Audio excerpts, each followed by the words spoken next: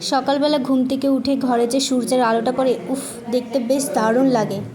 ঘুম থেকে উঠেই দেখি আমার একটা পার্সেল চলে এসেছে। ব্যাগটা কিন্তু ভীষণই দারুণ এসছে, আমার তো খুবই পছন্দ হয়েছে।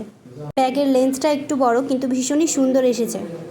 বাবা, ঘরে যে এত নোংরা কোথা থেকে আসে আমি কিছু বুঝতেই পারি না। আয়না পরিষ্কার না থাকলে না একদমই ভালো লাগে না। তাই আগে আয়নাটা পরিষ্কার করে নিলাম। এখন দেখো মুখটাও কিন্তু বেশ বোঝা যাচ্ছে। বাবা আজকে মাংস নিয়ে এসেছিল। আজ পঞ্চমী, তাই আজকে মাংসটা খেতে পারবো না। দুপুরবেলা স্নান করে এসেই তো এখন ঠাকুর ঘরে চলে এসেছি। পুজোটা মা আগেই দিয়ে দিয়েছিল, আমি খালি কচুর পাতায় দুধ খই দিয়ে দিলাম। পুজো দিয়ে তো একটু খাওয়া দাওয়া করে নিলাম। বাড়িতে মাংস এনেও ডাল ভাত খেতে হচ্ছে, কী যে কষ্টের ব্যাপার। আজকে রান্না হয়েছিল কলাইয়ের ডাল, বেগুন ভাজা, আলু ভাজা। ডাল ভাত খেতে আমার একদমই মন চায় না, কিন্তু কি আর করব, খেতে তো হবেই। দুপুরে খাওয়া দাওয়া করে তো শুয়ে পড়েছিলাম। সন্ধ্যাবেলা এখন এসেছি ছাদে কাপড় ওঠাতে। ঘরে গিয়ে এখন আমাকে এতগুলো কাপড় গুছোতে হবে। সন্ধ্যাবেলা আকাশটা কি সুন্দর পরিষ্কার হয়ে আছে।